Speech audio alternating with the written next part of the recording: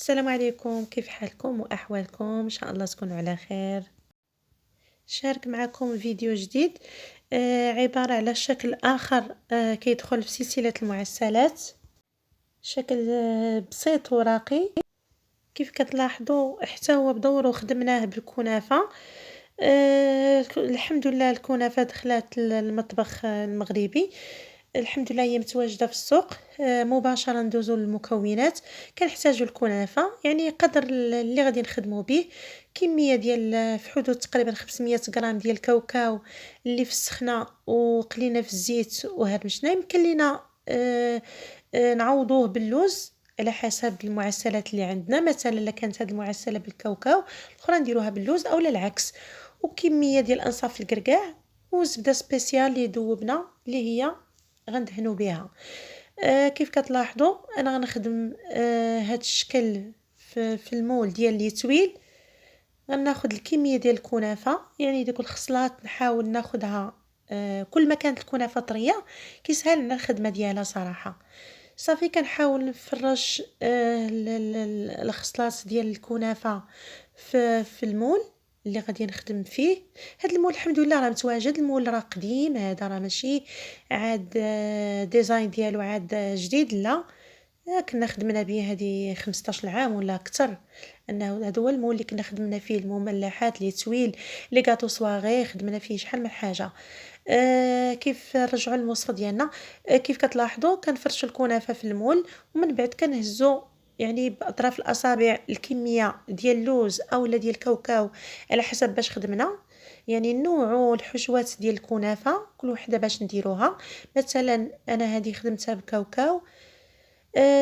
من الأحسن ناخدو داك الكاوكاو البلدي داك الصغير الأحمر ونفسخوه وندخلوه الفران نصهدوه. غير نصهدوه ما نحمروش، نصهدوه ومن بعد كنفسخوه وتنقليوه في الزيت. هكا كل ما قلينا كاوكاو في الزيت كيصبر أطول مدة مقارنة مع إلا كان غير محمر في الفران. صافي وتنعشيوه. ما تنضيفوا ليه حتى مادة أخرى لأنه هو بوحدو كيتعلق. صافي وكنعمروه بداك الحفرة فوق الطبقة ديال الكنافة. كيف كتلاحظوا من بعد كنرصوا فوق منهم الانصاف ديال الكركاع بطبيعة الحال بعد ما مسحناه. كيف كتلاحظوا هكا باش كنمشيو مع داك الحفرة كلها ديال لو مول. وكنحاولوا نضغطوا عليه باطراف الاصابع باش كياخد الشكل. ومن بعد كنردوا الخيوط ديال الكنافة الوسط هكا باش كتشكل باش كيتشكل البودان وياخد لا فورم ديال لو مول اللي خدمنا فيه. صافي راه العمليه كيف كتلاحظوا سهله بسيطه عاد ما تكلفناش.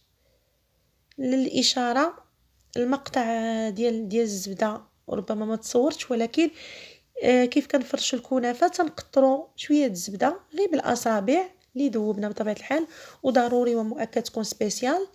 صافي وكنديروا المكسرات ديالنا وتلفوها وكنضغطوا كيف كتلاحظوا كنديموليوه بسهوله لان الساعه عندنا بابي فيلم هكا باش كيسهل.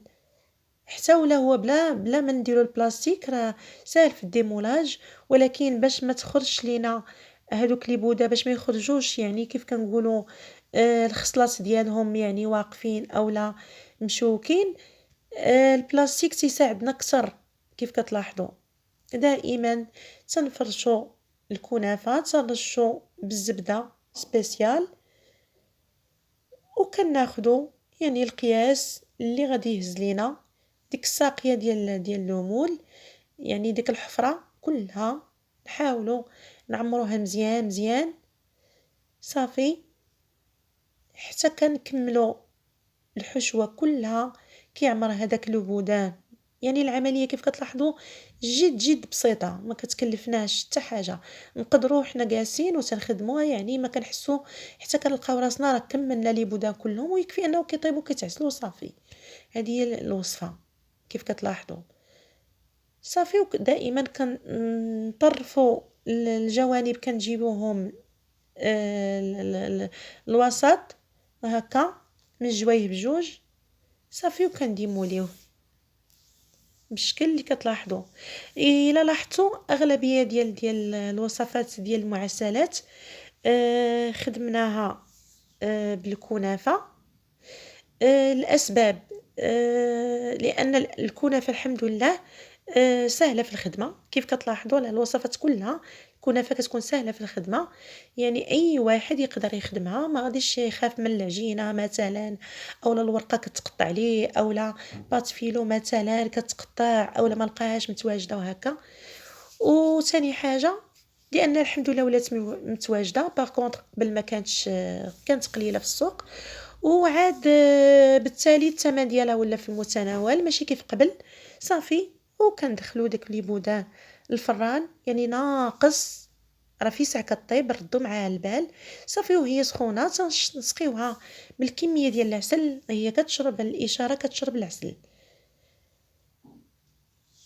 الفران كيف قلت قبل يكون ناقص، ما نجهدوش على الفران باش كطيب من الداخل وعلى برا، وباش كتجي مقرمشه نعطيوها حق من الطياب بحال كتشرب وهي في الفران. صافي حتى كطيب راه بسهوله كيف قلت لكم، يعني نديرو في يعني هذا بالنسبه للفران الضو ولا هذا غير 160 درجه ونردوا البال. كان عندنا الفران في ساعه يسخن ما نسدوش الباب مثلا ديال الفران، نخليه شويه مبسم واحد الجهه هكا باش ما كتحمرش كلها مره واحده، وتكون مازال من الداخل، يعني لان فيها تبارك الله الكميه ديال الكنافه. مع العلم ان الحشوه اصلا راه طيبه، ولكن هكاك كيخصنا نطيبوها ونعطيوها حقها ديال الطياب. كل ما طابت تعلمها كل ما كتجي مقرمشه وكتبقى اطول مده. كيف كتلاحظوا راه كتشرب العسيله كلها، خليوها حتى كتشرب داك العسل تماما. العسل ما نحتاجوش نسخنوه، يكفي كنفرغوه عليها راه في ساعه تيسخن وتيتشرب. صافي وكناخذوا هذوك لي بودان تنقسموهم على شكل الحصص اللي بغينا حصص مثلا ديال 3 سنتيم مثلا في الطول ديالهم، بغيناهم كتر بغيناهم قل على حسب كل واحد والطريقه باش كيبغي المعسله تكون صغيره او لا كبيره، محيدقه او على حسب.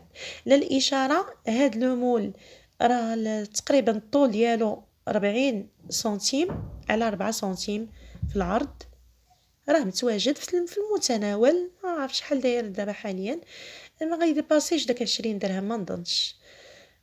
لان قبل كان هو بصح الثمن ديالو طالع، اما دابا الحمد لله راه كنخدموا به بزاف.